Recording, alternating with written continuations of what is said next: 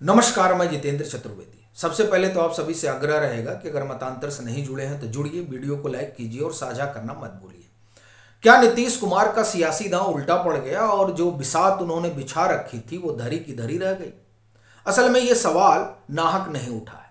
इसकी दो तीन वजह है, उसी पर हम लोग बात करेंगे। जैसा कि आप जानते हैं कि 28 और 29 दिसंबर को जनता दल यूनाइटेड की दिल्ली में मैराथन बैठक होती है और उस बैठक में दो तीन निर्णय होते हैं।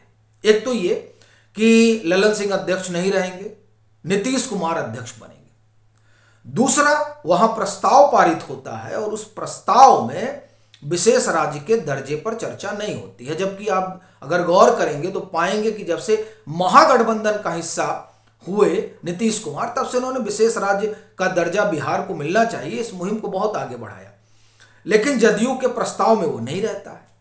तीसरी चीज क्या होती है कि वहां बैठक में जो नीतीश कुमार का भाषण होता है उसमें नीतीश कुमार नरेंद्र मोदी की अगुवाई वाली भाजपा को आड़े हाथ नहीं लेते हैं, बल्कि वो कांग्रेस को खरी खरी सुनाते हैं और कहते हैं कि देखिए हमारे जातीय गणना पर ये लोग कोई बात नहीं कर रहे हैं। अभी कर्नाटक में चुनाव हुआ, उससे पहले आप देखिए, उसके बाद जो है मध्य प्रदेश, राजस्थान, छत्तीसगढ़, तेलंगाना, 5 राज्यों के चुनाव हुए, लेकिन हमारे सरकार के बखान की कोई उन्होंने बात ही नहीं की। हमारा बखान करना चाहिए क्योंकि वो गठबंधन का हिस्सा है। ये तमाम बातें उन्होंने कही, लेकिन नरेंद्र मोदी सरकार पर कोई सवाल नहीं उठाया। अब ये जो 3 घटनाएं रही, उससे 2 तरह के प्रश्न उठे। पहला तो ये कि नीतीश कुमार प्रेशर पॉलिटिक्स खेल रहे हैं।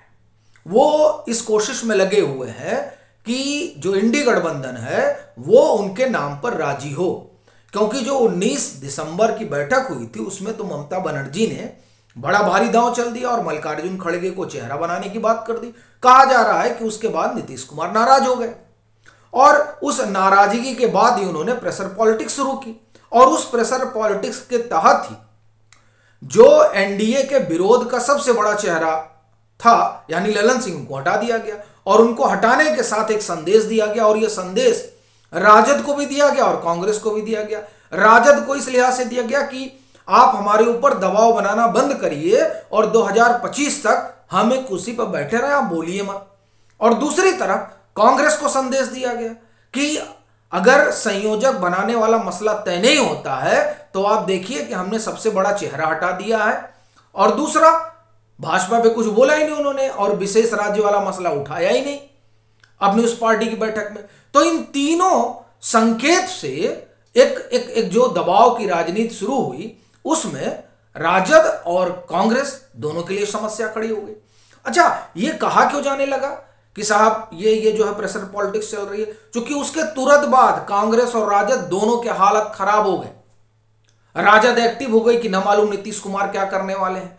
कांग्रेस ने आनन फानन कह दिया कि नहीं साहब संयोजक होंगे, सूत्रों के हवाले से खबरें दौड़ने लगी। जदयू को लोगों को पता ही नहीं है कि संयोजक बनाया जा रहा है कि नहीं बनाया जा रहा है, कांग्रेस इस तरह की चर्चा कर रही कि नहीं कर रही है, लेकिन खबरें इसकी दौड़ने लगी। पता चला साहब 3 जनवरी को बैठक होने जा रही है। अच्छा, अब वो बैठक जो होते होते नहीं हुई, तो ये जो तमाम घटनाक्रम चला, इस घटनाक्रम से एक बात तो स्पष्ट हुई कि नीतीश कुमार ने प्रेशर तो बनाया, लेकिन गड़बड़ कहां हो गया? 2 जगह हो गई। एक तो ये कि भाजपा की तरफ से बार बार ये कहा गया कि साहब हमने तो खिड़की दरवाजे सब पर कुंडी लगाकर ताला मार दिया है, यानी अब जदयू के साथ मेल जो है वो होने को रहा। अच्छा, उसकी वजह भी है, जो बिहार की इकाई है भाजपा की, वो किसी तरह से तैयार नहीं है और इस बात को आला कमान भी सुन रहा है, यानी मोदी साहब भी देख रहे हैं। तो इसलिए ये जो भाजपा वाला दरवाजा था ये जब बंद हो गया तो अब क्या किया जाए, और इस चीज का संकेत जो है वो इंडी गठबंधन में भी चला गया। तो ये हुआ कि अच्छा, जब भाजपा लेने तैयार नहीं तो काहे की नूरा कुश्ती चल रही है। अब ये तमाम चीजें चल ही रही थी कि ममता बनर्जी इस बात के लिए तैयार ही नहीं होती हैं कि इनको संयोजक बनाया जाए। अच्छा देखिए, ये जो बात ममता बनर्जी की तरफ से कही जा रही है या टीएमसी की तरफ से आ रही है कि नीतीश कुमार की जगह जो है वो मल्लिकार्जुन खड़गे को आगे किया जाए, दरअसल इसके कुछ राजनीतिक निहितार्थ और उसमें सबसे बड़ी चीज जो है ये है कि वो नीतीश कुमार की अपनी छवि है, और वो ईमानदारी वाली छवि, परिवारवाद से अलग वाली छवि, वो तो एक अलग मुद्दा है। मसला ये है कि मुस्लिम समाज कितना फेद कर पाता है उन पर। क्योंकि आप देखिए कि नीतीश कुमार जब एनडीए से अलग हुए थे तो उस अलग होने में कई कारण थे, जिसमें एक कारण यह भी था कि उन्हें अपना वोट बैंक बचाना था जो अल्पसंख्यक समाज का है, कि वो इनके साथ जुड़ा रहे। लेकिन अब वो इससे इनको लगता है कि उस छिटक रहा था, क्योंकि भाजपा का अपना जो हिंदुत्व का एजेंडा है उस पर वो आगे बढ़ रही थी, तो उससे बचाने के लिए और अपना जो जनाधार इनका बिखर रहा था उसको बिटोरने के लिए एक तरह से राजद के पास गए थे। लेकिन उस समाज के लिए जिसके वोट पर टीएमसी भी डिपेंड है, जिसके वोट पर कांग्रेस भी डिपेंड है, जिसके वोट पर अखिलेश यादव भी डिपेंड है, जिसके वोट पर बहन मायावती भी डिपेंड है, यानी वो जो वोट है वो वोट क्या नीतीश कुमार के चेहरा बनाए जाने पर इंडी गठबंधन के इंटैक्ट रह पाएगा, ये एक बड़ा सवाल है। और मुझे लगता है कि यही सवाल जो है जिसकी वजह से ममता बनर्जी ने एक तरह से वीटो लगा दिया। अब देखिए उधर दरवाजे बंद हैं और इधर जो है ममता बनर्जी और ऐसे जो दिग्गज नेता वो वीटो लगा रहे हैं कि नहीं, इनके आने से मामला बिगड़ जाएगा। क्योंकि देखिए वो क्या कहा जा रहा है कि नीतीश कुमार अगर चेहरा बनेंगे तो ये मामला होगा नरेंद्र मोदी बनाम नीतीश कुमार, और अगर मल्लिकार्जुन खड़गे होंगे तो मामला होगा मल्लिकार्जुन खड़गे बनाम नरेंद्र मोदी। तो वो इसके पक्ष में है, और उस पक्ष में होने की वजह दरअसल यही दिखाई देती है। अब हुआ क्या कि नीतीश कुमार ने तो ये जो पूरी बिसात बिछाई थी वो बिसात इसीलिए बिछाई थी कि हम प्रेशर पॉलिटिक्स करेंगे, और उस प्रेशर पॉलिटिक्स में इंडी गठबंधन और खासतौर से कांग्रेस दबाव में आएगी और उनको आगे बढ़ाएगी। और उस दबाव में कांग्रेस एक बार की आ भी गई। लेकिन अब देखिए अब क्या हो रहा है, 3 तारीख को बात बनी नहीं, और अभी जब मल्लिकार्जुन खड़गे भारत जोड़ो न्याय यात्रा पर प्रेस कॉन्फ्रेंस कर रहे थे तो उनसे सवाल पूछा गया, तो उन्होंने कहा ये तो केबीसी का प्रश्न हो गया है, इंतजार करिए 10-15 दिन में सब फाइनल हो जाएगा, अब लीजिए।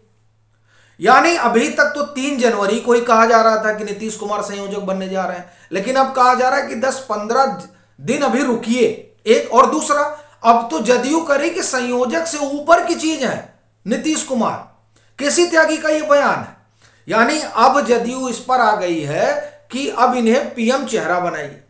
यानी कि ये जो पूरी कवायद हुई 28 और 29 दिसंबर को जदयू की तरफ से, और जिस तरह से जदयू ने संकेत दिए कि हम एनडीए की तरफ जा सकते हैं, उसका कुल बोलबाला इतना ही दिखाई देता है कि वो कांग्रेस और राजद पर चेहरे के लिहाज से और सीट शेयरिंग के लिहाज से दबाव बनाने की टैक्टिक्स थी। और आप देखिए इसी दरमियान वो अरुणाचल प्रदेश में अपना एक उम्मीदवार घोषित कर देते हैं, और वो भी उस सीट पर जिस सीट पर जो सेकंड रनर रही वो कांग्रेस रही, उस सीट पर वो अपना कैंडिडेट उतार देते हैं। यानी कि नीतीश कुमार ने एक एक चाल जो है वो इस लिहाज से चली थी कि उनके नाम पर मुहर लगे।